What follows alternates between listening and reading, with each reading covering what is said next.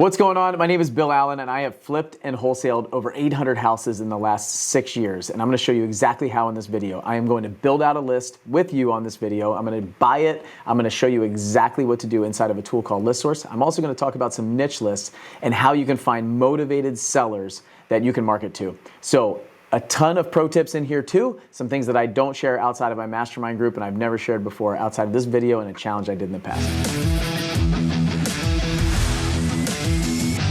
Good morning, everybody. Maybe good afternoon if you're on the East Coast, an hour ahead of us. But yesterday was awesome. We're in day 2 of the Marketing Blueprint Challenge. So I can't wait to continue to go alongside of you on this journey to build our marketing blueprint. So I realized, reflecting on yesterday, I kind of just jumped right into it. So we just got started. We started rolling. I didn't even tell you who I was. Some of you guys might not even know still. So my name is Bill Allen. I am a house flipper, wholesaler. I've done about 750 transactions in the last 6 years or so. I flew airplanes and helicopters for the Navy for a long time before that. And I'm the owner of 7-Figure Flipping. It's a mastermind group and a company where we help other entrepreneurs grow and scale their business in the wholesaling and house flipping and now the multifamily world too. So there's a quick blurb, but I don't want to waste any time today, just diving right into it, because today we're going to be pulling lists. So we're actually going to pull a list. So yesterday we analyzed 3 different markets. We analyzed a market in Washington. We analyzed a market in Arkansas, Lacey, Washington. We analyzed Fayetteville, Arkansas, and we analyzed Greensboro, North Carolina. We all primarily agreed that Greensboro, North Carolina was going to be the one that we chose and jumped into.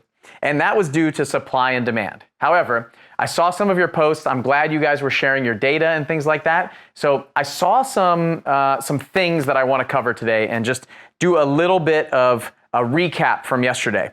The whole concept of this is to go through this book that I just wrote, The 7-Figure Flipping Underground. It will be available to you guys soon. I promise you that. It's not ready yet. We have a couple more weeks to go to get the final edits. But yesterday went through chapter 7, which was basically on finding a market. So how do you go into another market? How do you analyze the one that you're in? Maybe you're wholesaling and flipping in a market right now and you just want to know, what is the capacity that I could possibly do in here? How much money could I ultimately make as a company and grow into before I have to go find somewhere else?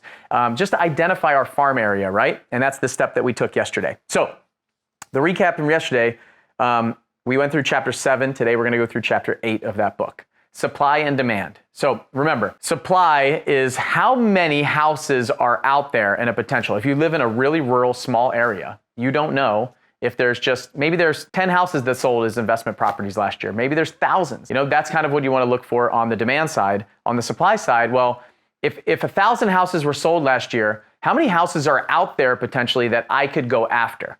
Myself and my company, right? And if 1,000 houses sold last year and there's investment properties and there's 150,000 houses out there, well, my question would be, why are people not investing in this area? Why are people not buying rentals? Why are people not buying flips? So what you saw on ListSource, and I'm gonna dive into it again and just explain it a little bit better because I think I missed a couple points, is any transaction that went on. It's not just off-market transactions. It's not just cash transactions. That could have been a arm's length transaction with somebody who didn't know each other. It could have been a deed transfer for somebody who did know the other person. It could be something that was on the MLS. It could be something like we do, where we send some sort of direct marketing directly to the seller and buy from them. So that is what happens there. So all of that demand, it's all in this system, which is basically just pulled from lots of different county records and hundreds of other data points for any transfer of property. So it's not just off-market transactions in ListSource. So I want to make that clear because it seemed like some people thought that was the case. I'm going to pull up this analysis. So Jeff, I'm going to throw you out there. This is what you posted in the group. This is awesome. So Jeff's analysis of Tulsa County, and I'm going to do some drawing today. So analysis of Tulsa County, the demand. So he's got absentee owned properties of 46,000. So that is just big picture properties that are out there and available, right? So the last 12 months, what he saw was 2,000 properties sold in the last 12 months and 1,097. So this includes, remember, corporate and individually owned properties, right? And then only LLCs, he's got 938 and 559. And of the 2,000, he's got 1,500 unique buyers. So all of this stuff looks good. One thing I didn't mention to you guys is what is good and what's not good. And I'm going to give you an example. Pensacola, Florida, when I moved into Pensacola, Florida and started wholesaling there was about 1,000 transactions that had been done in the last 12 months, right around 900, a little over 900. We did over $1 million in profit out of that city with just over 900 properties being sold in the last 12 months. We did take a pretty large market share of that. So what you want to look at here, and just to give you some context, Jeff, of these 2,000 properties in the last 12 months that were sold to absentee-owned people, whether it was a homeowner in their personal name, somebody buying their personal name, which would be like, when I started buying my rentals, I bought it in my personal name. Or a LLC, a company like me, Blackjack Real Estate LLC, that's buying in an entity. So one of those two, there's 2,000 of those in the last 12 months. So is that good or not? I'm still not really sure, right? I want to see in Tulsa, Oklahoma, it's probably a slightly larger metro than Pensacola. Maybe it's twice as big. I would start looking at things like that. I would compare and talk to some other people who are in the business. So I just told you, with 1,000 transactions a year, you can run $1 million business, right? It's possible. We were a pretty big company over time, but I started with just my first deal, just one deal, right? And so of these 2,000, what you want to look at is say, Jeff, my question to you, I would sit you down and say, Jeff, how many deals do you want to do this year? And your answer might be 1. It might be, I just want to get my first deal. It might be, I want to get 10 deals this year. I want to do 12 deals. Well, then the next question would be, of those 2,000 transactions, do you think that you could get 12 of them? And that's kind of what you want to start looking at. And we're going to dive a lot deeper into this data here today. So we have 1,500. So you see 500 of these buyers are 1,500 are unique. So there's 479 repeat buyers, right? That's pretty good. So there's people buying more than one, because if you're a wholesaler, you want to sell to flippers that are flipping over and over and over again, landlords that are buying a ton of these properties, those kind of things, right? Now, where I want to call out here is I want to call out this supply section, okay? So I think what some people missed yesterday, and what I realized I didn't really hammer in, was the supply. And what I can tell that you did here, Jeff, is you kept the 1-year filter on this instead of taking that 1-year filter off. So what you did was basically say, over the last year, of houses that have 70 to 100% equity and unknown equity, these are the available houses with that were transacted in the last year. So you don't want to have that filter on, because you want what is available and out there. And frankly, as we go through it a little bit deeper today, you might want houses that haven't sold in the last 5 or 10 years potentially. Somebody who's owned a property for a little bit longer, because we're going to talk about motivation today. So what I think happened in Tulsa when you ran these numbers, and I know it happened because I ran the exact same numbers that you did this morning, was that you kept the 1-year filter on there. So don't do that when you're looking at supply. Because if I looked at this and I said, wait a second, there's only 4,000 houses out there, and last year 2,000 of them sold. First of all, I'd be like, holy smokes, like this is transacting like crazy, right? Half the houses are turning over, just something's off. So put a little like reasonable man or woman theory on there and just kind of see. I'm going to show one more example here, and this is Chris. So Chris, thank you for posting all 3 of your cities in there. I think it was really helpful. And Chris, he's in Austin, Texas. So you can see in Austin, here's Chris's demand view, right? So 10,250 houses, absentee homes. I think they're absentee, they should be, transacted in the last 12 months, which is massive. So we all know that there's a lot going on in Austin, and a lot of investment properties are happening there. It's a great market to invest in for sure. So a ton of transactions. But something happened here with only 4,600 or 6,300 houses available. So when I asked Chris, what does this all say to you? And Chris, I'm not picking on you, because this is my mistake that I made in not having you guys take off the 1-year filter, I believe. So you said, still getting my head around it, but it says to me, way more demand than supply. Probably tough to break in, have to market hard to get those off-market deals, right? So if I looked at this is basically inverted, where there were 6,000 available houses, but 10,000 transacted. Something's off. Something's not right. Like you probably have hundreds of thousands, or possibly 100, like maybe 10% of the houses that were available transacted just to absentee owners. Remember, These are just absentee owners. There's still a ton more transactions that are happening in the last year with owner-occupied homes. So this is why it's really, really important to understand the data and to really think about it and not just blindly just go forward and start questioning what does this say? What does this mean, right? And so a lot of you guys are still getting your head around it. And believe me, it took me a long time. What we're going to talk about today is diving deeper into ListSource. It took me a long time to understand this stuff and get really, really good at pulling my list. But it's really important that you do. You take the time to do it. And so I'm going to, real quick, I'm going to share my screen here of what I'm going to do. And I'm going to go into Travis County in Austin, Texas. And I'm going to pull up this for you, Chris. So remember, we've got right here, you've got 4,763.15. So let's just use this number, 70 to 100% equity and unknown, 6,315. So I'm going to write that down and I'm going to go into ListSource right now and I am going to pull that list. Here we go. We're back in ListSource. I'm logged in. So we're going to go to County, Texas. All right, Travis County. So this is the same thing we did yesterday. We're going to go to absentee owned, no preference. So corporate owned, no preference. The property type, we're going to go to 1 to 4 units. And I'm going to, at first, I'm going to try to get the same number as you. The last market sale date is what my hypothesis is that you had in there, last 12 months. And then equity, 70 to 100 and unknown, 5,083. So I'm not far off. We're probably going to get close enough for government work here. Okay, so I still got those filters. Last market sale date. All right, close enough, right? So let's look at what I would do here. So last market sale date.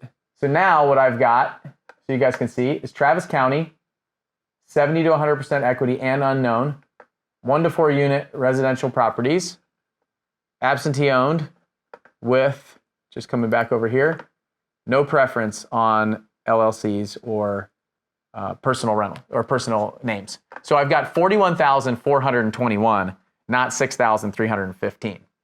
So from these 41,421, and then the other thing you could do here is take off the unknown. This is giving me a problem. So from here, you can then go and just go 70 to 100, add. So there's 21,000, then you can add. So unknown equity is something that we have been using for the last couple of years. All it means is they don't know how much percent equity it has. So it may have transferred a long period of a while ago. And then so we'll go deeper in here. But I just want to point this out. This is something that I failed to tell you guys, and I think you kept that 1-year filter on there. So what you don't want houses that transacted in the last year. I can remember off the top of my head of the 750 or so houses that we've done, maybe 1 or 2 that somebody had just bought it under a year ago that we bought. So there's probably something that you want to look at of length of ownership. So length of ownership is something on a filter on a list that a lot of people use. So that should give you guys an idea of a couple things that I think that I failed to cover and really dig in and dive into. So now you guys can see how to really understand what that looks like. So the recap from yesterday, we talked about supply and demand along with kind of overall big picture concepts. And the big picture concept is understanding the supply. The supply is more like what you pull right there of these are houses that transacted at some time. Like they have data of these properties. It was a transfer of some sort. This is not what's available in the MLS. This is not what's currently on the market. These are transactions that happened to record something, to put it in the county records, to bring it into this tool. So something had to happen. It's typically a sale. So when you sell, so let's just say you bought a house 4 years ago. That transferred into your name. There's the address there, the mailing address, the property address. They could be the same, they could be different. Absentee owners were looking for different addresses. Somebody whose mailing address is different than the property address. It's that simple. So for example, we just bought the farm behind our house in January. And so the address of that farm, I'm getting postcards now because we paid cash, right? So we don't have a mortgage. There's 100% equity. And there was a transfer that happened. So some event happened. So now I'm getting postcards. I would not recommend you send me a postcard, right? Because I bought it 7 months ago. I'm not interested in selling it. I'm not highly motivated. There's no other factor in my life that happened. And so there's people sending me postcards saying, I want to buy your house just because it's owned cash. Well, you might want to wait for somebody to own their property a little bit longer is one of the things that we'll talk about today. So the supply that's out there is houses that are available, and we want to look for motivated sellers. So that's what we're going to talk about today. So hopefully that helped you guys. We're going to dive into chapter 8 today. So chapter 8 is all about, it's called Uncovering the Hidden Deal. So we're going to uncover the hidden deal today. I tell a couple stories in the beginning. It's really cool. Some things that we learned. And then we're going to talk about, marketing strategy. So the title of this is Marketing Strategies for Wholesalers That Flippers Need to Know Too. And then it's all about the list. I write around 90% of your marketing success depends on your list. So usually, when we have people inside of our mastermind group, 7-figure runway or altitude, and they're having trouble finding deals or their marketing's not working, they're saying, what's the best marketing channel? What's the best marketing channel? And really what I found over time is we're asking the wrong questions. We always come back to, tell me how you pulled your list and where'd you get your data and information from. So it doesn't matter what you're using and what you're doing to go directly to sellers, right? We're building our marketing blueprint here over the next few days. We want to figure out where we're going to go. So we identified this market. Now we're going to figure out how to pull our list. And so what is the holistic approach that we want to take and who are we going to get in front of, right? So people say, what works better? Cold calling and texting and ringless voicemail or mail or online advertising or all these things, right? If you're doing direct marketing, so you're looking for a direct response, something like that, you've got to figure out what your data is and who you're going to market to. So that is probably the most important thing. So when people say what works the best, well, how is your data? If you're having problems, people think they have a sales problem. They might have a lead management problem. The people that are talking on the phone, not setting appointments. They're not making good enough offers. They're not underwriting the deal hard enough. Their marketing channel is not providing enough leads. Well, who are you sending those texts to? Who are you sending those voicemails to? Who are you cold calling? Who are you mailing to? And so it's not that these things are dead or not working. It could be the fact that your raw data up front is not right and not good enough. That is the key to this business. And then you can build out the rest of it from there. But it starts here, right? So sounds like incredibly intimidating, right? I was insanely intimidated to just understand how to use this tool and pull this list. So today, my goal is to pull back the curtain even further. We'll buy a list. I'll make sure it's very, very easy. I'll explain things, and we'll go from there, okay? So I go on to say there's lots of different ways to get lists, and I'm just going to list them out for you guys. So here's what I wrote. Start with a good, let's see. For now, just understand that your marketing will be built on lists. Start with a good one and you'll get leads and deals. Start with a bad one and it could be like digging for needles in a haystack. So what data should you use and why should it matter? So the reason why we're doing this is because I can't put the information that we're going to do today into this book. So everything that we do right now revolves around this book and this chapter, but the actual execution of it that you guys will see me do. So a good list is one that you filtered down to include only homeowners who are most likely to be in distress and motivated and are ready to sell. For example, those who are currently in pre-foreclosure, meaning they're falling behind on their mortgage. That list will probably have some motivated sellers on it. By contrast, a list of homeowners who bought their homes within the past 30 days will probably contain none at all, right? So really important. Here's a couple different things that you can do for lists. So I go into niche lists. We got delinquent property tax, which we'll talk about today. Local county court records. So what's going on in there? I got a couple really cool tips in here. Arrest records. So maybe somebody who recently got arrested that also owns a home. Low credit scores, really bad credit. So for sale by owner. Water shutoff lists. So people who can't pay their water bill and the water company shut off their water. Do you think they're motivated and something's going on in their life? Garage sales and estate sales. So people are moving sales. Estate sales, somebody who passed away. Probate, driving for dollars. So driving around and looking for properties that are beat up. So there's ways that we can spend money and ways that we don't have to spend money. And that's the kind of thing that we're going to be talking about tomorrow. But first, we need to understand that we're looking for this avatar. So today, the avatar that we're looking for is somebody who may be motivated to sell their house. Something's going on. They have some event in their life that they may need to sell their home. So that's what we're going to look into today. So lots of different lists to pull. Today, I'm going to start on ListSource. I'm going to pull a list in Greensboro, North Carolina with you guys, and I'll just walk you through exactly how I'm going to do it. But first, I'm going to do something first and another trick that I can do inside of ListSource to show you guys how we can build out potentially the marketplace and the areas that we want to target the most. So if we want to blanket all of Greensboro, North Carolina, we could do that. It's going to be very expensive. I want to save you guys money. I want to figure out how, if you have a ton of money and you want to blanket the whole area, that's fine. You're a big company. If you're just getting started, I'm going to show you guys a couple tips here that can save you a ton of money when you're pulling your list. So you don't have to pull a ton of data. You can actually pull a little bit less data and then hope, ideally, get a deal or two done and then start expanding your marketing from there. So we're going to talk about a lot of marketing strategies and things like that coming up over the next couple days. And this is something that I kind of found later on in doing this business that I have implemented and saved a ton of money by reducing my marketing spend, reducing the areas that we market to, and being able to almost make the same amount of money by spending less on our marketing. So I'm going to jump in now. Here we go. Let's go back to start over. So we're going to go to Greensboro, North Carolina. I have to remember that, Guilford County. So the first thing that I'm going to do, and remember, I'm going to reverse engineer this with you guys, okay? So the first thing that I'm going to do is I'm going to go look for buyers. I'm going to do the same thing that we do. I'm going to start with the demand right now. And if I was a flipper, I would do this a little bit different. I would go, like I talked about yesterday, network, talk to realtors, talk to agents, look on the MLS. If I can get MLS access, I would pull the information of the zip codes that were the hottest. I would talk to other flippers and find out where they're flipping. Where are the retail buyers buying? What's the most popular zip codes in my area? And that's the farm area that I would start targeting. Now, yesterday we found the big picture, right? And now we want to dive in to more micro analysis here, okay? I'm going to go straight to presentation view so you guys can see the big screen. You don't have to look at me anymore. All right, so we're going to go to geography. So I'm going back to county. It'll be Guilford County. Greensboro, North Carolina is my market. You guys can do this exact same thing in your area. Guilford County, here it is.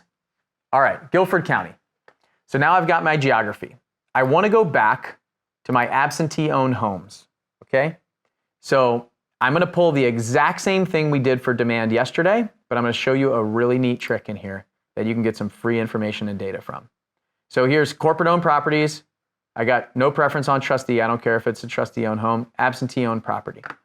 So now I'm going to go back to property. This is exactly what we did yesterday. Property type, 1 to 4 units. I'm going to add those in. So a couple things to point out here. If you don't want condos, like down in Pensacola, we pull the condos out. I don't want condos. It's not something that we market to. It's not something that we do a lot of deals from.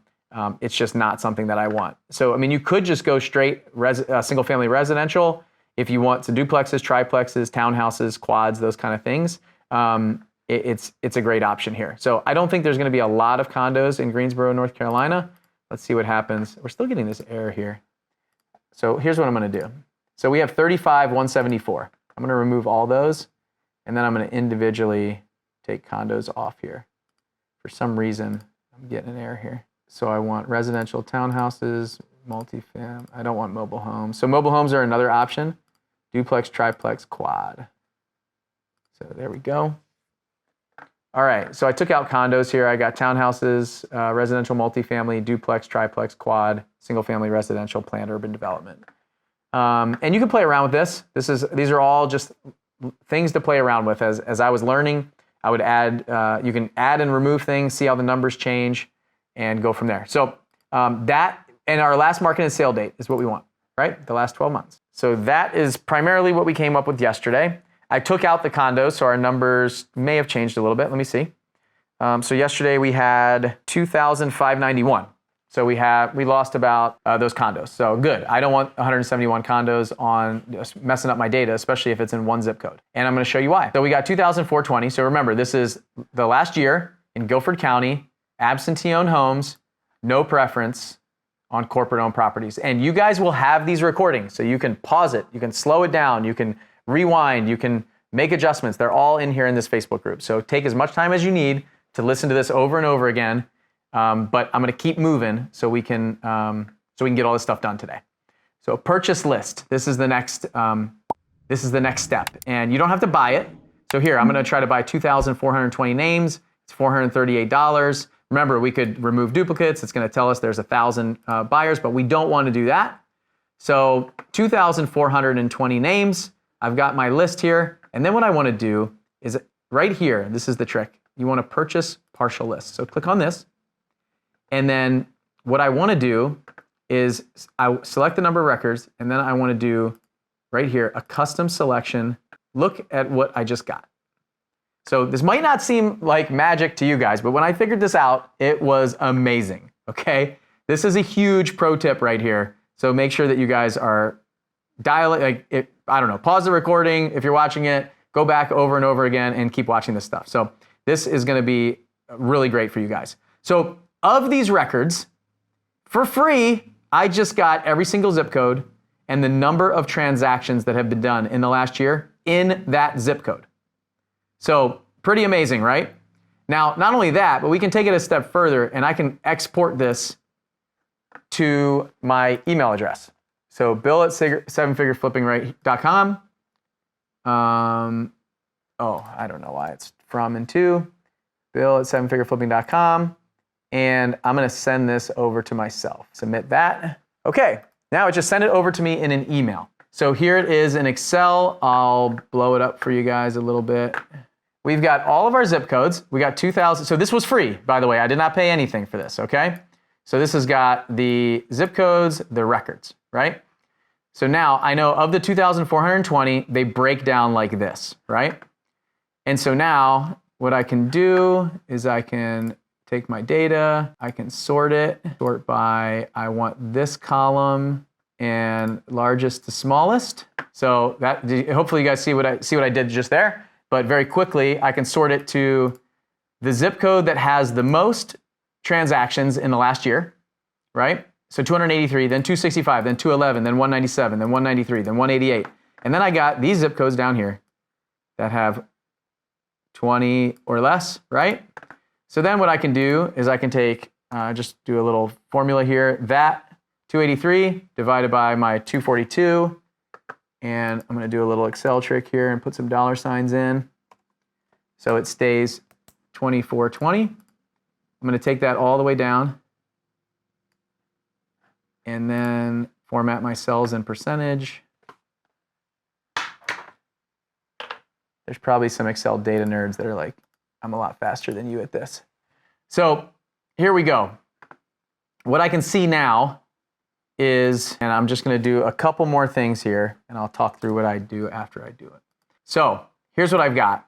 This is the percentage of overall, right here, this highlighted section, the percentage of overall transactions that were done in that market. So this zip code right here, 27406 and 27405, and I've got my notepad out, I'm writing this stuff down, has done 11.7%. Then these two combined, this is down to 22.6, then 31.5, 39, 45. So what I could do is I could say, you know what, I can only afford to market to a couple zip codes.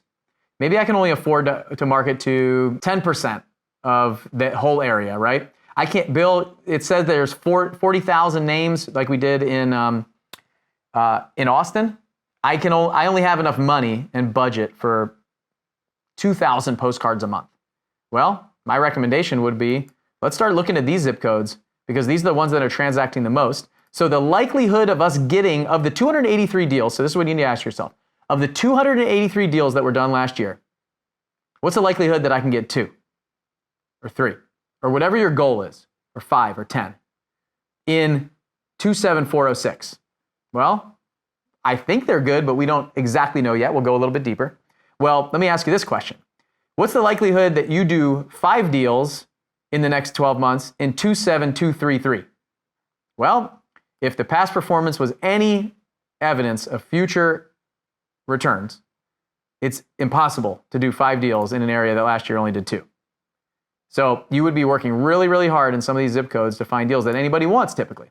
So now what I'll do is, if I had the money and we, just depending on who you are and where you are in your journey, I might market to all these. But the next step that we're going to take now is I'm basically going to write down, and another way to do this, guys, is you can use this. Here's another little tip. You can use this sum down here and just highlight these if you don't want to make all the formulas. And you can see 39.5. So let's take the top 6, okay? So now I'm taking the top 6 here, and these right here are going to become our list. Like these are the ones that we're going to actually dive deeper into in ListSource. So I'm just going to write them down real quick on my iPad so I have that.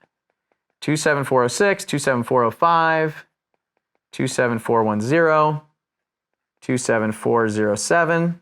These look like they're all kind of close together. 27265, 27260. So just for this example, I'm going to use these 6 zip codes, which is the top 55% of the transactions that were done. I'm going to write down these also. So I'm going to write these down as well. So these 5 that I just kind of highlighted there in red too. So 27408, and these will be my backups if I need them. 27408, 27262, 27403, 27455, 27401. All right, okay. Let's drop this down and let's go back into list source. So remember, that was the free work that we did now, the free stuff. And so the next step is going to be going back out of here and let's just create our own. I'll start over. So anybody that's watching, just get some reps in. We want to go to county. Let's go to North Carolina. There it is. What was the county? I'll remember this county by the end of the week. Guilford County. Guilford County. Okay, you guys following me? Now, remember, we're looking at pulling our list. So we want a list now of people who could be potentially motivated to sell, right? So now is the time where this is my strategy. This is how I pull my lists, okay? And remember, I said, and I'm gonna go side by side here so you guys can see me. Remember, I said that there's a lot of people that are going to talk to you about how they pull their lists and their strategies and all this stuff. This is my strategy, okay? I don't want to over filter my lists. I would rather target a more broad pond of potential motivated sellers in a more finite area, like a smaller area, than I would just trying to filter out all of these filters in this area. I think about it like fishing. I love to fish, right? So if you're a fisherman, think about this. You go out fishing, right? There's this huge lake, right? That's full of fish all around this lake, right? And you want to go out and catch some fish. Well, there's honey holes in that lake. There's places where the people that know where the fish are and are usually at and have caught them before and all those things, they know where to go, right? I used to fish offshore in Pensacola, Florida, and I would go catch red snapper. And people drop in these custom-made, like artificial reefs of red snapper and have these private numbers. They go there and they catch the biggest, baddest red snapper. They catch their limit and they come home. And all of us out there that don't have those coordinates, we're out there fighting hard for these little red snapper, right? So it's just like that. We want to fish in an area that's the honey holes. Those zip codes that I just showed you are the honey holes. Now, what you want to do is you want to make sure that you are blanketing that area as much as possible with the budget that you have. So maybe you only fish 1 or 2 honey holes to start. I would highly recommend newer investors, you focus on more like intentional areas and go really deep in that area. Go get a deal, make some money, increase your marketing budget. Go get us another deal, increase your marketing budget, then maybe expand. And I'm not even talking marketing channels, I'm just talking farm areas right now. So that's what I did. In Pensacola, I drew a map in the area that I was willing to drive to, that I knew was transacting, and I went. And I even specifically didn't go into an area, and I made a mistake. I didn't go into an area, I didn't do this, because the area where we make half the money right now, I didn't go for about a year. And half of the transactions in Pensacola happened in that one zip code, and I didn't go there because I didn't think those were in areas and houses that I wanted to buy. When you're wholesaling, the demand is dictated by the people who are buying the off-market and investment opportunities. As a flipper, the demand is set by the buyers, the retail buyers. So you need to find those. So this is the way as wholesalers to find it. Potentially, as a flipper, you can look at this because those flippers might be buying distressed properties in those areas, right? But these are all absentee-owned homes that were bought in those areas. So as a fisherman, I want to fish the honey holes. I don't just want to just throw a net over the whole lake because it costs me a ton of money and it's just not smart. It's not the right way to go. So let's dive into this. So now, when we understand the concepts, we're going to go to, so I haven't messed with any of these options. Right now, I have no preference, owner, occupied, or absentee. I have no preference in trustee, and I excluded LLCs. Remember, this is the part where I wanted to exclude the LLCs. And I'm going to go back to full screen presentation so you guys can see it all. Okay, so the property. I still want, so depending on what kind of property, we'll look at property type now, right? So we want these 1 to 4 unit residential, we can use that. And if you don't want, let's take out the condos for this Oh man, this keeps happening. I'm pressing the wrong button. So residential quad, triplex, duplex, townhouse. So we'll add those, right? And just to double check, yep, that's that. We'll add those. So that's our property type. So now remember, we don't want to filter this a ton. I prefer not to filter massively because you could put, look, let's go through all of these filters real quick. You could have above grade square footage, basement area, basement type, bathrooms, bedrooms, building and living area, county land use, buildings, the number of buildings, 1, 2, 3, current home value, equity in dollars, equity in percentage, if it's a homestead or not, the improved percentage, improved value, land value, last market recording date, last market sale date, sale deed type. So what kind of transfer was the deed? What was the last market sale price? So how long do they live there? What's the size of the lot? I mean, you get the idea. We can do so many things. Is there a swimming pool? What's the total assessed value? What's the year built? So there's lots of different things that we can do. So the next strategy that I'm going to use is I'm going to say, okay, I want to pull a list and I have X amount of dollars, or this is the size of the list that I am capable of buying. So we'll talk about this tomorrow and the next day, but we got to come up with a budget of what we're going to do. And that's where we come into time and money. So I highly recommend you create your budget and then you create your list based upon your budget. So the idea of this challenge was that I'm going to be dropped in an area where I don't have a lot of money, and I'm dropped into an area that I don't know, which I don't, and I don't have a ton of money, and I'm going to try to figure out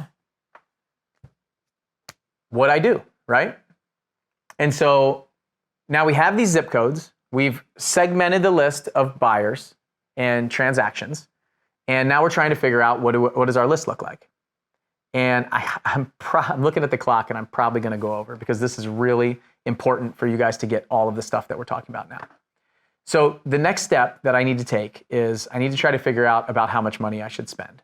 So that's an idea. So if you guys throw in the chat, what's a reasonable amount? Let's just say you're just getting started. I want to help some of the newer investors and to get an idea of this. What's a reasonable amount of money to spend on my list, my marketing, those kind of things per month? So what can I set aside per month? How many dinners and date nights can I not have and sacrifice a little bit? How much money can I set aside from extra spending, maybe travel, things like that per month from newer investors? So I got a newer investor. What am I going to be able to spend on marketing, lists, stuff like that per month? Okay, so I'm seeing them come in, 250, 500, 1,000, 500, 1,000, 200, 300, 1,000.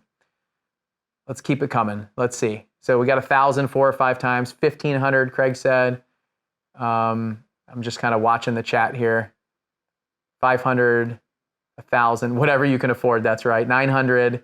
Okay, so for purposes of this training, remember, I'm having you guys throw all this stuff out at me, right?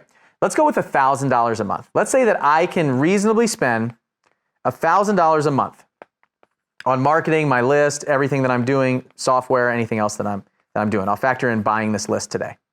So you guys are going to make me spend $1,000 today. We'll see. Brad said $8,000. 500 until I get my next one.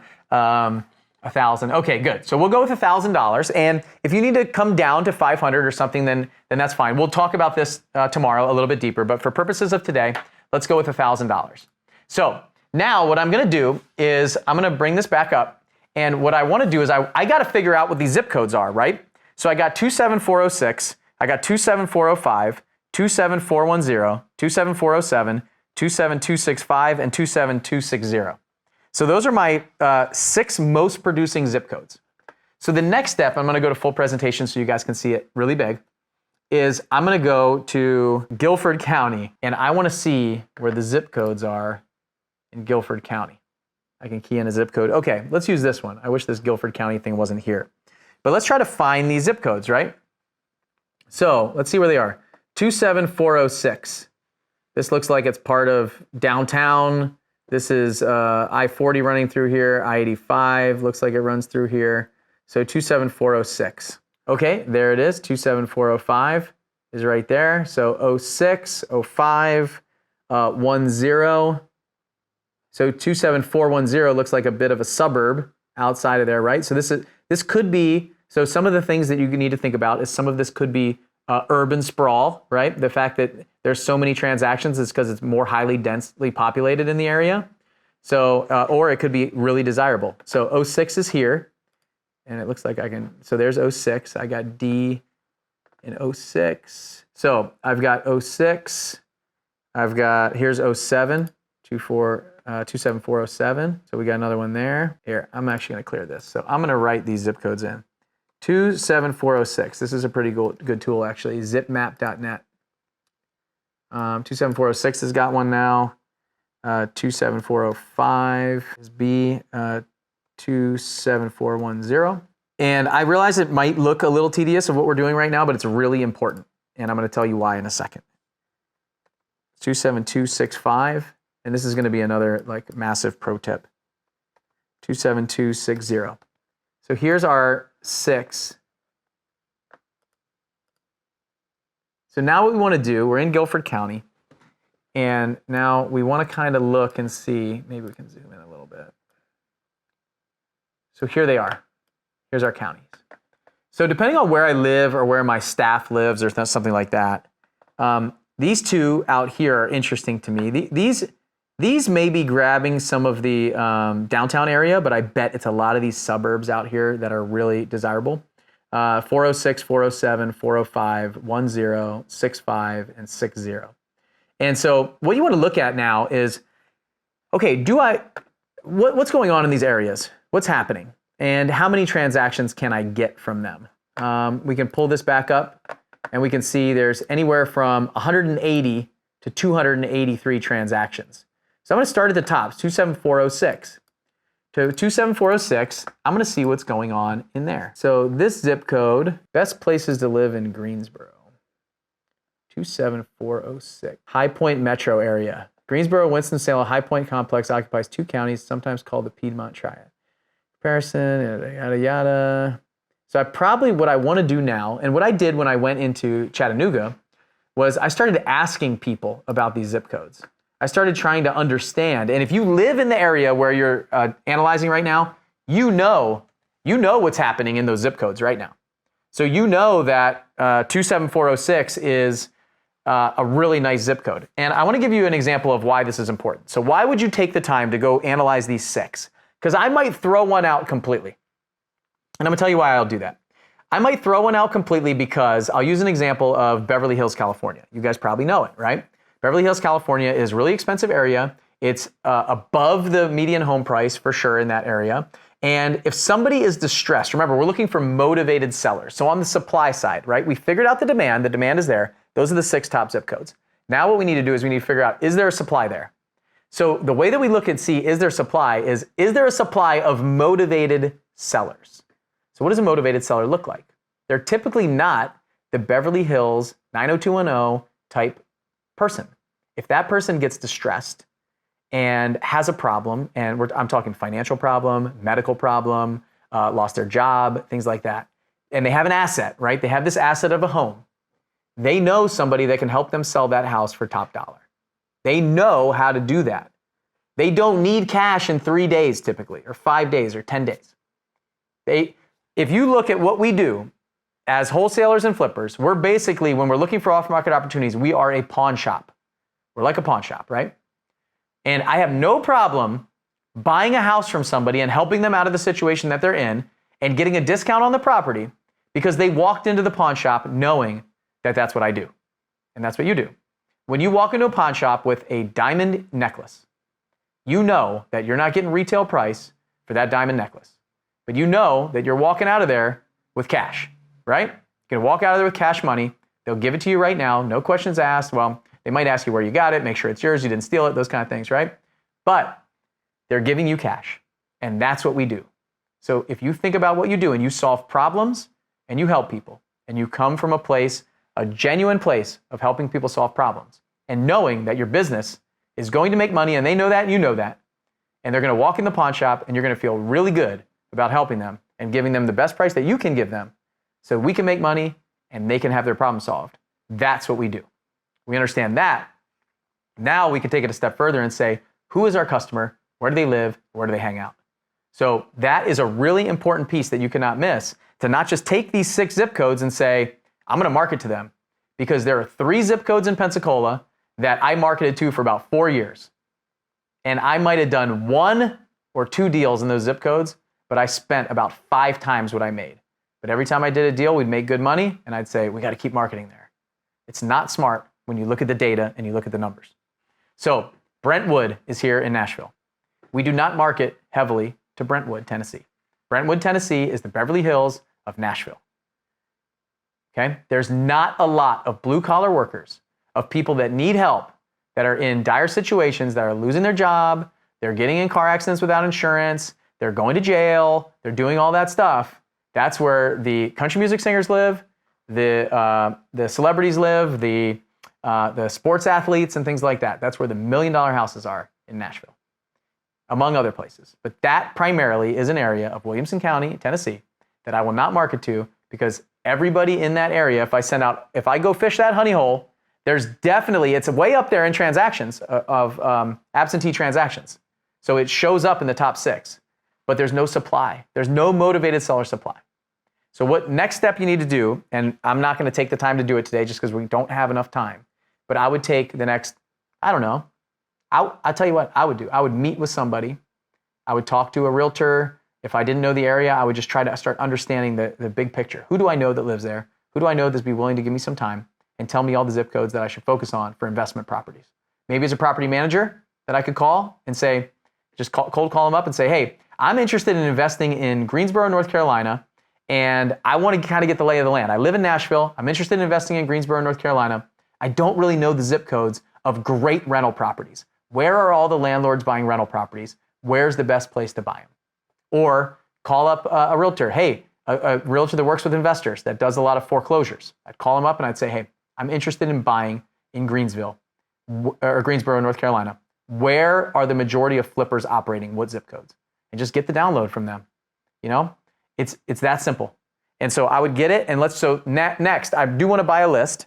And what I'm going to do is I'm going to look at some of these zip codes. So I'm going to go back to my screen here, and I'm going to go back to our zip code map. And I'm just going to pick, for purposes of this, I'm going to pick these 2 zip codes over here that are outside the city, okay?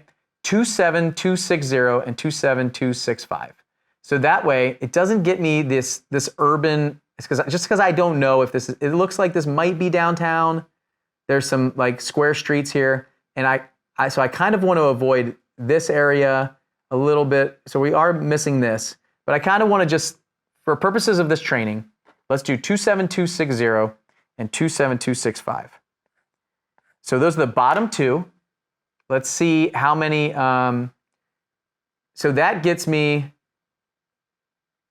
let's see here, 381 transactions in the last year. I'm pretty sure that I can get started in this little area. And then I can have the person that I hire or myself, I'm driving to these 2 zip codes that are right next to each other, and I'm going to own those suckers. All they're going to know is Bill Allen and Blackjack Real Estate in there. So I'm going to go back to ListSource. I'm going to go to the presentation so you guys have full screen. And so after all that theory, let's reset on this. We got Guilford County, 1 to 4 unit residential without condos. Took the condos out. I haven't messed with the mailing address stuff yet. And now I'm going to go, so now I want to actually pull the list, right? So it looks like in here I have 141,076 names. And you guys gave me $1,000 to spend. So I'm going to buy a list in these 2 zip codes. So here's actually what I need to do. I need to go to, it's not going to let me do that. Oh, it did. So I need to go back to geography, and I'm going to go to zip code now. And I'm going to go to North Carolina. I'm going to put in my 2 zip codes, 27260. I'm going to add that one, and 27265. So here's my 2 zip codes. So now it just got me down to 21,000 names. And this is everybody. This is owner occupied, absentee, all that stuff. So now I'm going to take a look at equity. Because they need to trade their home for ease and speed of transaction, right? They're going to trade their equity in the property. And so I'm going to use a filter like we did before. And so to back this out, to give you guys an idea, I have $1,000 to spend. And let's just say I'm spending money on postcards as an example, just because I know that and everything else should be cheaper. I spend 33 cents. I think that's a little cheap. You probably won't get that as a new investor and some of the discounts that we have in our mastermind group. So let's go with 40 cents. So I'm going to take my $1,000 and I'm going to divide by 40 cents. So that gets me about 2,500 postcards per month. So I could send at 40 cents a postcard, which is, I think you might be able to get cheaper than that, 35 to 38 cents. 2,500 postcards. I also have to buy this list. So 2,500, that's kind of the number that I'm looking for. And if I was a new investor, I'm going to talk about this a lot more tomorrow, but if I was a new investor, I'd probably look for a list of 5,000 and then I would send every other month to half of it. So right now I've got a list of 2,781 just with this equity. Now what I've found is there's a lot of this unknown. Here, let's remove this equity and let's see how much of this unknown stuff is there. So there's 6,000 names in unknown equity. So I'm already at like 10. I'm going to keep this in there. I'm going to buy this unknown equity. And I'm going to buy, the other thing you could do is you could get rid of 70 to 80. You could actually go, let's give it, I don't know what's going on with that. So we go 80 to 100 and unknown. And I can add that. So now I'm at 8,449. So the other thing that we talked about is the last market sale date. That's another one. What I like to do is I like to do houses for me, and we talked about the median home price is like $275 here yesterday. We found that. And so I like to mess around with this a little bit. And what I found in this is that it's typically lower. So it's typically the taxed value that they have. And let me go back to full screen. Sorry about that. It's typically what it is on the property assessor's data site. So at this point, I can go, I can start messing around with this. And I like to keep unknown because you'll see, like, look at this. Oh, there's only a couple unknown, which is cool. So you can start playing around with it and see what you're going to get. So we could go to 200,000, which means I'd probably get the median price point and a little bit lower. It doesn't look like there's a lot of high price properties here. This is helping me lose about 1,000 properties.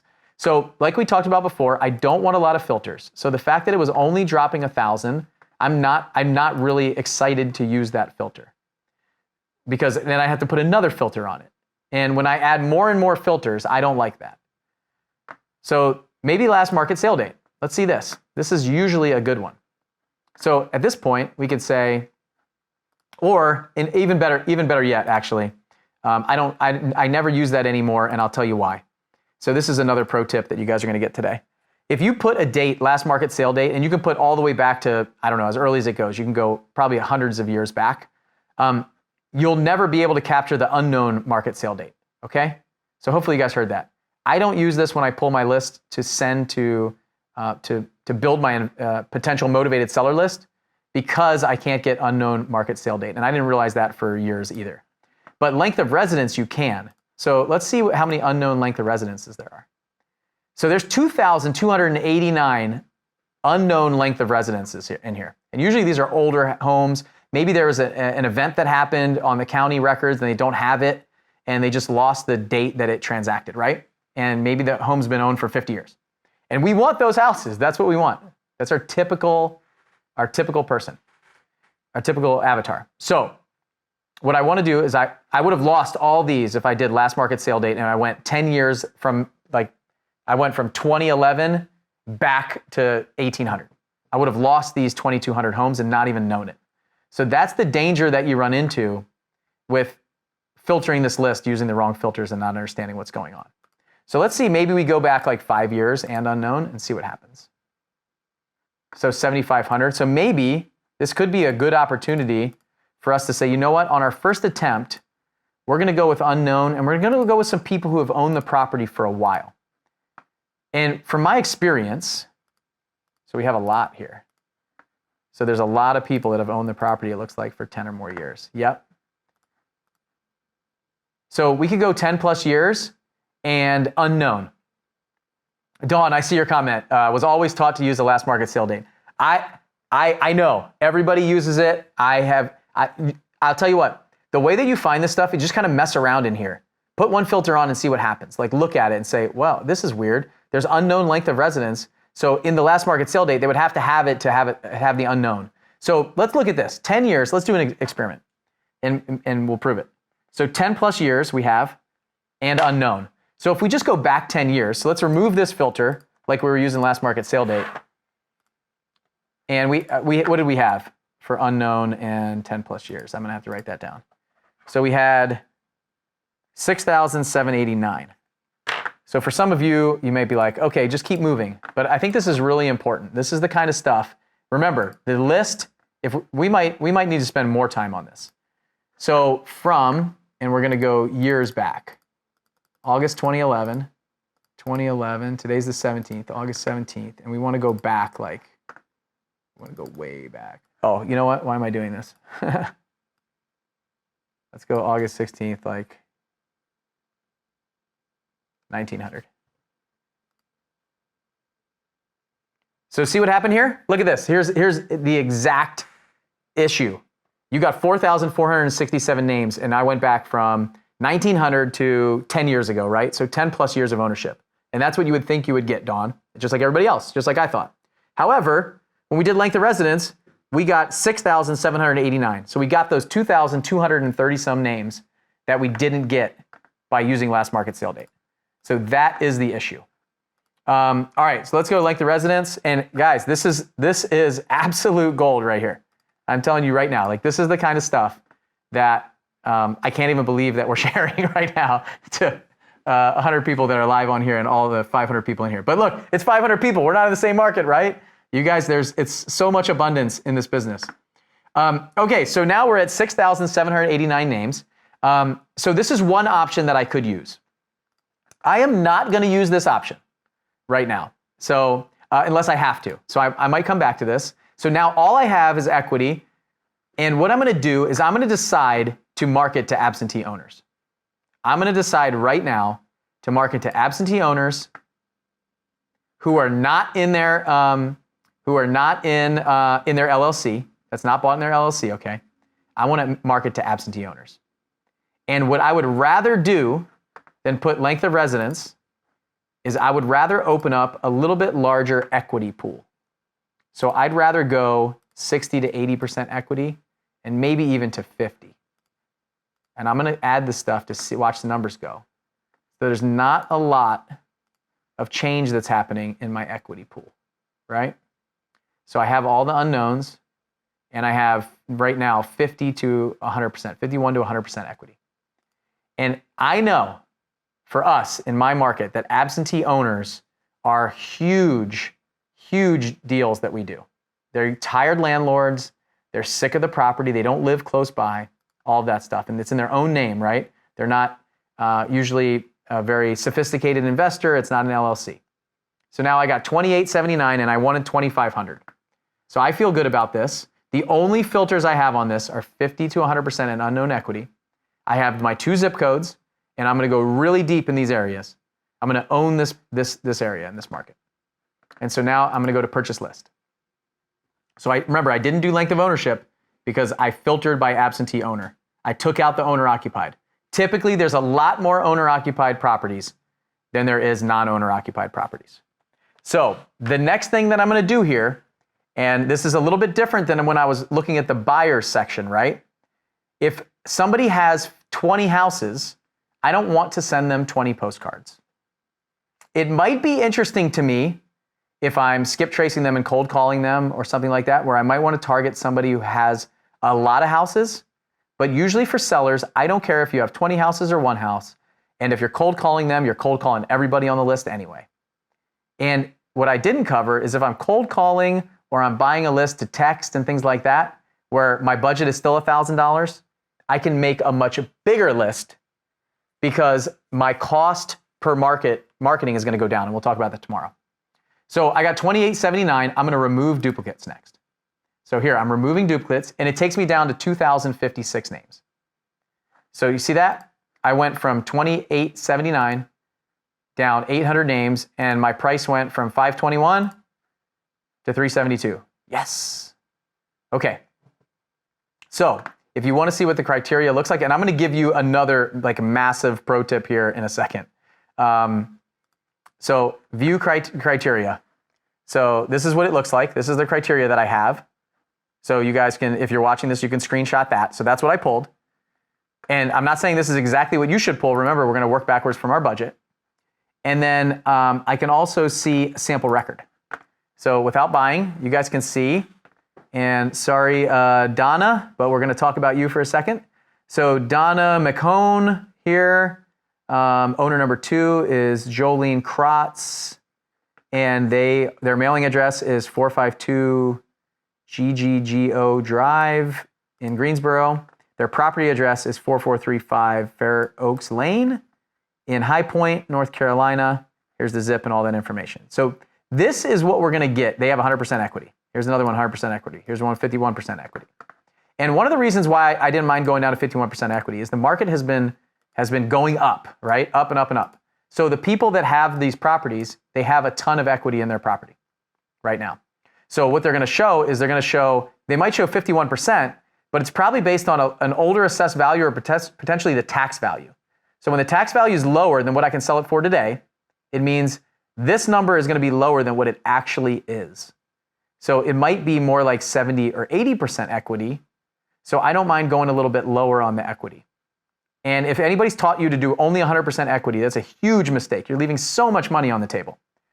The biggest deal that I've ever done had like 34% equity on this in ListSource, but it had like 70% equity in real life because it hadn't caught up to the actual value of the home.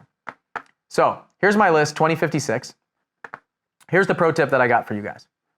So right in here, there's a bunch of information that you want. So suggested output packages. So property detail report. There's some other reports in here, but this property detail report in this account. So we're at 372.40. In this account, it adds. It looks like it adds a ton of stuff. But look, it's going to give you assessment year, bathrooms, bedrooms, building, living area, all of that stuff. Mortgage information, last market sale date. It's going to give you all the data. It's not going to filter by that data, okay? So you guys understand that? It's not going to filter by that data, but it's going to give you all of that information. So 372.40, and let's see if now that I clicked it, if it adds it on this account. 372.40. Nope. So we got that. Now, let me see if I go back. Oh, you gotta be kidding me. All right, it's making me start over. So 372.40 was where we were at. That's the list that I'm gonna buy. I'm gonna make it right now again for you guys real quick. But as I'm doing that, yeah, so Tony, I've seen this too. You asked a question about error while getting flash counts from database. So what it's doing, I've noticed, is you put something on there and then you removed it and it didn't change the count and number. So what I've had to do is I've had to remove it all and then just put the things in that I want. And then it makes the change. So I don't know, something's going on with ListSource and Flash right now. It's not me, it's not a glitch for you. It's just something going on with their system. So, all right, so what I'm gonna do is I'm gonna go back and I'm gonna pull the same exact data that we just did, but you guys saw it was $372.40. So that's what you can expect. It's like 18 cents a record in ListSource. So what I'm gonna do is I'm gonna log out of this account and I'm gonna show you guys something really cool here, and then I'll buy it, and then we'll move on and get ready for tomorrow. I'll talk about what we're gonna go into tomorrow. So I'm jumping back in here to ListSource. So this is the account that I use all the time. We're gonna go into zip code. I'm just gonna run this again. I'm gonna put the zip, I gotta go to North Carolina. Oh, down here is what I want. So it was 27265 and 27260. So we did that. And then we did property type. This will give you guys one more rep. I'm going to go kind of fast here. Okay, there it is. Having trouble seeing it. 1 to 4 units. Let's see if I can get rid of the condo this time. Yeah. All right, got rid of the condos. Went to options. We went absentee owned. We excluded corporates. And then we went to equity percentage, unknown, and we were 50 to 100. Okay, 2879. We went to purchase list. and we remove duplicates. And we got the property detail report fields. What I wanted to see is if this sample record would show all this other data. It won't here. But when I buy it, it will. Okay, so here's what we got. So you guys can see, we're not at $372. I've been able to manipulate the system to give me this for $62. So one thing that I'm going to give you guys here, if you're a member of this challenge, is the opportunity, if you are going to buy lists or if you're already buying lists, and ListSource is something that we've done for our members, is I went to battle with ListSource to get names at just 3 cents with unlimited fields and added, so all the extra add-ons except for foreclosure data and then some other stuff that we talked about like demographic data. So for 3 cents a name, you can use it and set it up. We don't get a percentage of the sales or anything like that, but we do have a subscription for that. So I'm going to share that with you real quick, and then I'm going to continue to check out, and I'm going to go. So some of you guys might be saying, I want to buy a list right now. So if you go to 7figureflipping.com/listsource, you can get the same thing that our mastermind members get. So if you're a mastermind member, you don't have to pay for this. So if you're a mastermind member right now, you're in 7-figure runway or 7-figure altitude, you do not have to buy this. You already have it. And if you're not set up on it, just email us. info@7figureflipping.com, and we'll take care of it. So there's some information on here, like showing the before and afters, but you could save thousands of dollars using this. So what we did was we set something up for you guys, and some of the, like if you've done the 500K challenge, you may have seen this before, but this is not something that we typically market to everybody. So here in the challenge, for $49 a month, you guys can sign up for this in ListSource and jump in and get 3 cents a name. So if that's helpful to you, for $49, you just saw even the list, the really small list I was going to buy. I was going to spend $372, and now I'm spending $61, so I'm saving $210. I don't care if you jump in, buy a huge list, and tell us you want to cancel. You can go month to month. You can buy for the year, buy as many lists as you want for the whole year. I don't care, and renew every single year. Or you can just sign up. You can use it, and then you can say, hey, send us an email and say, hey, I'd like to cancel before my next 30 days charge. What I don't want you to do is jump in every single month or every other month, okay? So do us a favor. If you're going to pull a lot of lists, get the year. If you're going to just pull one list, get $49 a month, set it up, and then you'll send us an email. We'll shut it off, and we'll go from there. So the thing for you to realize is you're going to have to use a new email address every time you sign up with us. So we have to make a new email address in ListSource. We have to add you to our pro account, and it took me years to negotiate this, and this is a huge win for our community and for you guys. So you can go to 7figureflipping.com/listsource and just grab access anytime that you want. It doesn't have to be today. It can be as you watch this later on, but I thought a benefit of using this and seeing the data and understanding the tool could help you. So if you don't need it, don't use it and don't buy it. If it's helpful for you, we'd love to have you. We can help you, save you a ton of money, and work on this together. So that was a cool win for us and for me when I was able to get that 3 cents a name. That was challenging. So okay, continue to check out. So here I'm going to notify myself. Let's see. I'm going to notify me. Bill at 7figureflipping.com. And I'm going to continue to check out. All right, I'm going to go back to just the host because I'm going to buy this. And I don't want you to see all my credit card information. Okay, so this is what it looks like. Thank you for your order. Your card was accepted and your transaction is processed.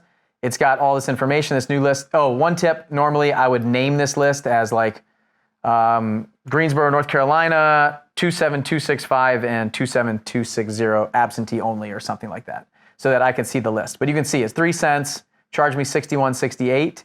And so next, here's the list. It's right here. And I can basically open it up. I'm going to export it.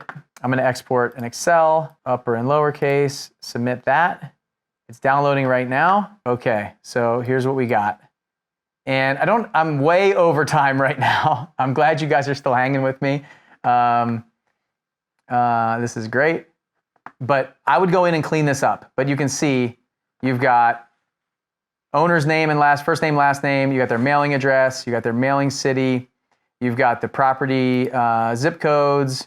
You've got counties. You've got percentage equity, you've got all of that stuff. So tomorrow we're going to figure out how to use this information. So, okay, come back to me. How was that? Give me like a 7, lucky number 7 if you guys like that. And how was that session today? Was it good stuff? Did you guys enjoy it? Let me know. So Chandler asked a question. I'll answer real quick. How accurate are the phone numbers on listsource? Because I can see it. There are no phone numbers in listsource. So the next step that we'll look at tomorrow is what do we do with this list now? So depending on what we want to do, what marketing channels work for us, do we have money, do we not have money, all of that stuff, that's going to be the next step. So now I have a list. I have a list of just over 2,000 people. Now tomorrow we'll talk about what am I going to do with it. So what does that look like? Oh, hey, you know what? Dang, I forgot one thing. I am going to go like a couple more minutes. And I'm sorry, but there's some of you that don't want to spend any money, and I forgot that I want to talk to you guys too. So what I did was I went over to, I just Googled, here I'm going to close some of this stuff, Guilford County, and I got to their county property assessor site. So if you maybe you don't have any money, maybe I don't have $1,000 a month, I don't have any money to pull a list and spend, I can't spend $68 on a list, right? But every one of you should be able to spend $68 on a list, because you can just skip a meal, you can, like, there's money, you just got to find it. You might have to suffer a little bit to figure out how to do this, but you can do this business. And remember, I got dropped on the corner. The concept was, I don't have all the money that I have, I don't have all the resources, I just have my knowledge, right? I have the knowledge of this information that nobody can take from me ever. I can go anywhere and I can use this stuff, right? So I Googled Guilford County, North Carolina, some information about it, and I got to their property assessor site. What I did was I said, Guilford County tax delinquent list. And I got to their site here, and what I noticed was, I was like, holy smokes, they have foreclosure properties right here on their website. So this is Guilford County, state of North Carolina. This is where we're at. And I looked at foreclosure properties. So now, taking okay, so they're giving me a map of houses that are in foreclosure, active foreclosures going on. There's pending foreclosures, there's a notice of sale, there's all kinds of stuff in here. They gave me a map, and we were just like over here in this High Point area, like right here was our farm area that we just created, right? So now, what I could do, this is all High Point. This is the area that we just pulled the zip code from.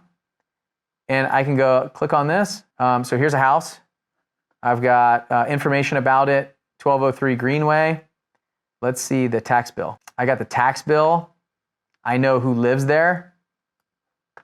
Let's see if I can open the bill and find some more information. I got the mailing address. They live there. I could see if it's absentee. I can just go in here and pull all of these different pieces of data and create my own list, right? So this is one thing. So we got this foreclosure example where I just got a ton of I just got a foreclosure list that's already been, they're showing exactly where it is. I could drive all around these areas and knock on some doors. I could put some door hangers on there. I could do lots of stuff for just about free if I had some time. We'll talk about this tomorrow. But I use this as an example because you can just, any county could have this potentially. You could just go down to the county and say, hey, do you have a list of foreclosures? You can call the water, I talked about water shutoffs, I talked about arrest records, I talked about all this stuff. You can go into the county and find out who got arrested and then cross-reference them into the county records. This is just spending some time. I also found their tax delinquent search here. So right here, I got delinquent bill search. This is the county tax department of Guilford County, and this is the tax data. So what I could do is I can search by the balance, less than 1,000, 1,000 to 5,000, 5,000 to 10, 10 or higher. I can search just the tax year. I could search the 2000. If I could go back a bunch of years, like people that still have 2018 tax delinquents, right? They're delinquent 3 years now. And maybe I want to go 5 to 10,000. Click go. Okay, here's a list. What if I went 1,000 to 5,000, 2018? This is 18 pages. There's 18 pages of information here of the person that is delinquent on their tax from 2018. Here, let me click on the bill. Okay, look. Look at this. This person is, the location and the mailing address are different. This is an absentee owner. They don't live at this house. They're delinquent, and it's in foreclosure. Right here. The tax bill is putting in foreclosure. He owes $5,000 in back taxes. Think he's motivated? Probably. Juan's probably motivated to sell this house. So why hasn't he sold it? I don't know. But I want to be the guy when he's ready, right? So here's a couple ways outside of list source to be able to do that, okay? So I saw a lot of 7s. Brad asked how accurate are the mailing addresses. Some mailers I've done, I get more than half of my mailers returned, possible. Usually I use this, this is what I use, okay? And we do get some mailers returned, but why do they get returned? Sometimes on the mailer, it says deceased. There are next steps to use after you get returned mail. If you're throwing your return mail out, it's a huge mistake. You're leaving a lot of money on the table. You know why? Because I'm not throwing out my return mail. And if you're throwing it out and everybody else is throwing out their return mail and not doing something else with it, take the next step to figure out why it's getting returned and why is it a bad address, what's going on. Maybe they're dead, maybe they moved, maybe it's vacant, maybe there's a lot of things that are happening. That return mail is your gold. Like that's the next step to even go deeper, Brad. So return mail, don't think of it as a bad thing. Think of that as, okay, what's going on here? And there's probably a gold mine in that return mail if you take a little bit of time to use it. So, all right. Whew, man, that was awesome. All right. So today we talked about pulling the list. We talked about some free ways. We talked about ways to use list source. We talked about supply and demand review, all that stuff. And I realized I went over, but I love this stuff. I am passionate about this. It's so much fun. And if you guys understand the data, then you can understand everything. The picture becomes clear. You can start thinking. You really, if you think like a marketer, okay? Got to really figure out that stuff. All right. So for all of you guys, I'm excited for you. If you're just getting started and this stuff was over your head, that's okay. Don't get stuck in this. Just go pull a list and try it out. It was $62. Okay, it's $62 plus $49 if you buy the list source that we have, right? And if you don't, it's $372. So just kind of think about that stuff. Think about what your next step is. And like, I don't work for list source. We just have a great deal with them. I love it. I think it's amazing data. And I really do think that is, it's what I've used and I've learned it really, really well. And there's really cool stuff. I can see all the information before I pull it. There's lots of different data sources. There's lots of different tools to use out there, subscription services, paid services, all that stuff. I love the information that I can find in this for free before I ever pull any data or anything like that. And even if you just use it as a free tool and then go grab your zip codes and go to the tax delinquent data, to the foreclosure data, all that stuff, places that you can get potentially free where it might take a little bit of time. We'll talk about that tomorrow. So I had an awesome time with you guys today. I hope you liked it. The ultimate step is execution. You guys all realizing that it's possible now, and to have this information, to have this knowledge. Remember, there's only like 500 of you that have it. So hold it closely. Share it with those that you love. Share it with those that you want to make more money with. But you guys are here. You guys are participating. I'm proud of you. I think it's going to be an amazing next 3 days. We've got some really cool stuff to cover. And I look forward to working with you guys. So I'll see you I'll see you a couple hours tomorrow. So if you guys have any questions, drop them in. I'll try to answer them. Make new posts. There's like 500 comments in here to go through that as a challenge. But if you have big picture questions, it's going to help me prep and review of what you missed yesterday. So all that stuff that you guys posted in there, all those numbers and everything, it allowed me to see that there was something missing that I shared and taught yesterday. So if I missed anything and I didn't teach it right today, ask questions if you need some more clarity, and I'll make sure that tomorrow morning when I kick it off, we'll do a review. So I'll see you guys tomorrow. Bye. As a gift for checking out this video, you can click the link in the description, and I'm going to show you how you too can get 3 cents a name at ListSource instead of like 18 cents like everybody else. You can blow up your business faster. You can send out way more direct mail marketing. You can pull more names, more lists, everything like that with a discounted code from 7-Figure Flipping. So click the link in the description. On the next video, I'm going to show you the marketing tactics that you can use after pulling a list like this. What are the different ways that you can market and what gives you the best response and what ties into your skill set the best. So I'm going to go through all of that and help you build out a 6-month plan for marketing direct to sellers to find motivated off-market deals.